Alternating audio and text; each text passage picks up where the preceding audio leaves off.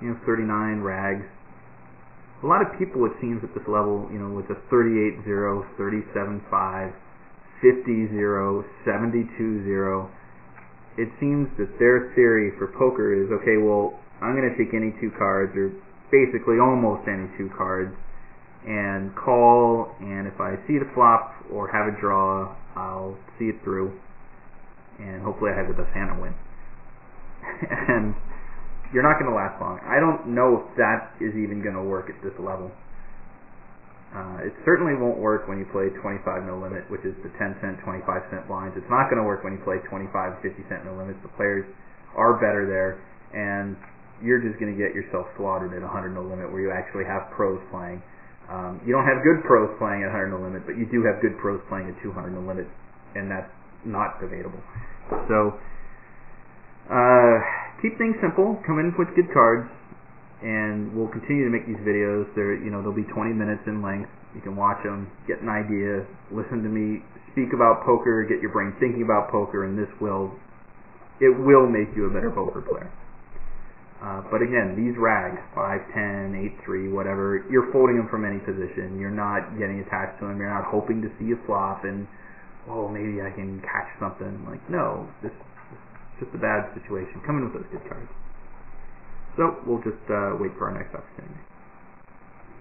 Okay, so on this table, we've got ace-jack suited, and we've got it in good position.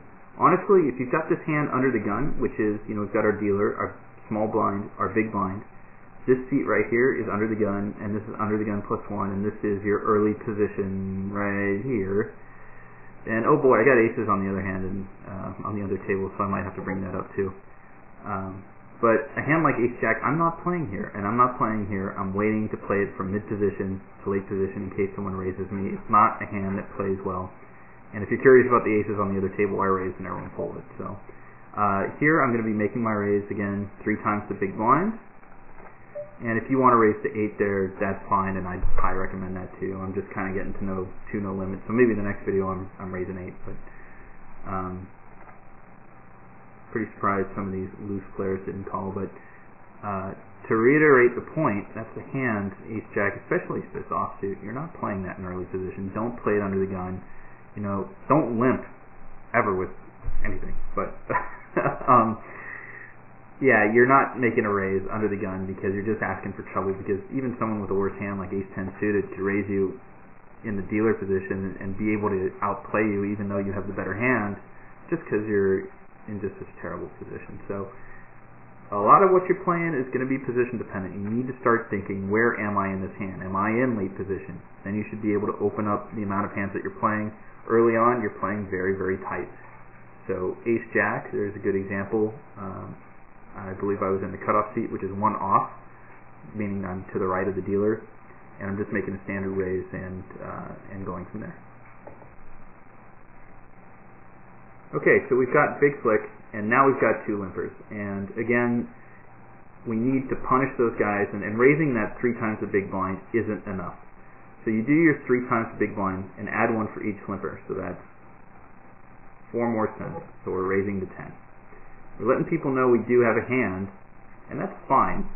Basically what we're trying to do is buy position here so that everyone over here folds, and we essentially have the dealer button now.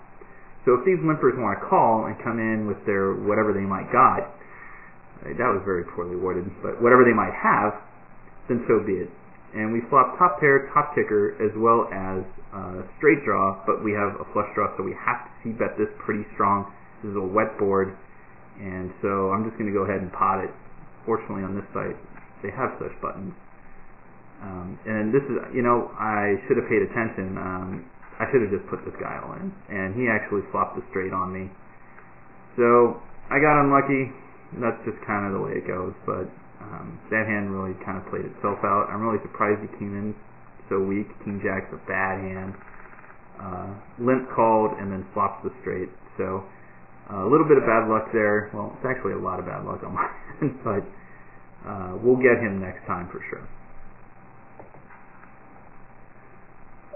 So here we are on the table, and once again we're going to do that 3 times the big blind plus 1 and raise from position, the best position, the dealer button. and we've got 2 overs, and I'm going to go ahead and check this once, even though there's some merit in c-betting there. And now with the 2, that's not a card we can bet again with, and he bets into us, and this is where his pocket 9s or, you know, jack 10s or whatever are good, and I'm just really giving this up. When you're playing super tight like this, and we're just coming in with the best hand, we're not getting fancy. We're going to raise when we've got a great hand.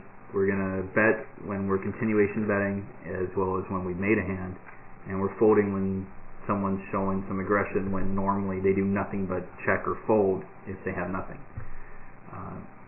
Players at this level tend to not bluff and just come in with either junk or the nuts, and if that's the case, you really just kind of have to err on the side of caution. So fortunately we've got a hand on the other table,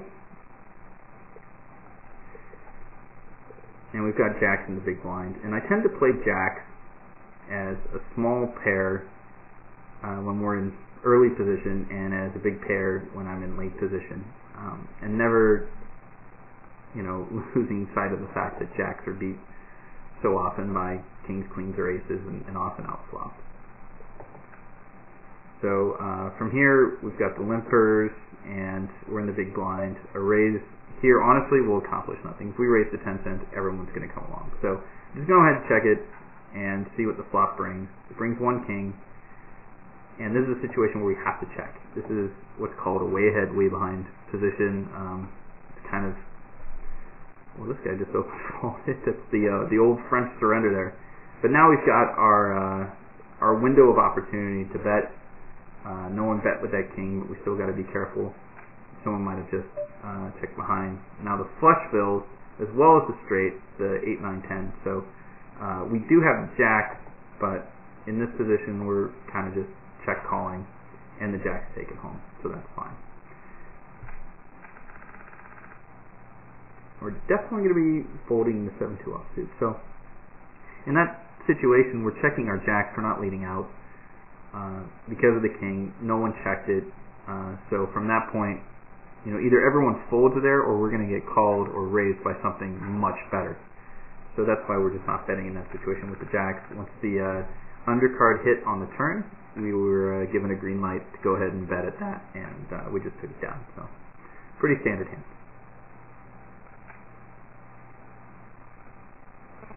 Alright, here's a quick hand here. I didn't expect to turn the straight here. We're going to go ahead and bet this. Try to build this pot, but if not, we'll wait for next time.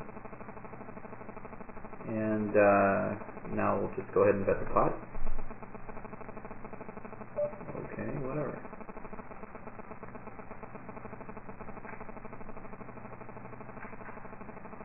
Take it down.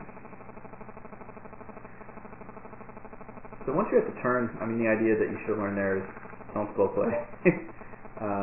I had just a gut shot, so I'm checking, but I actually hit it, and so I'm betting. And we got some decent value there by the end of the hand. Ace deuce in this situation, offsuit, we're actually letting go. Terrible position, terrible hand, especially if we hit our ace. You know, we're just beat by every ticker. So we'll go ahead and wait for one more hand, and then we'll wrap up the video. So here's a situation that you come across. You've got a not so good hand, king 3 suited. So you're in position here to steal, and you should be stealing, especially with a hand like this. So go ahead and make that raise on the button. Everyone's folded to you. It's okay if you get one caller, because chances are they're just going to give up, especially on a flop like this. Unless he has an ace, he's not going to be calling my continuation bet, which I'm going to make 10 cents. And from here, it's another bad card, and we're just going to check and kind of give up. So once again, you're seeing one of my theories just kind of blow up in my face. And sure enough, he did hit that ace. So at least my card reading ability will impress you, while my gameplay probably will not. Anyways, that's some very fundamental play in theory. We hope you enjoyed it. It's brought to you by TightPoker.com. Check out the site. I'll be back with more 2 No Limit Poker, and we'll be working our way up and enjoying more. Take care.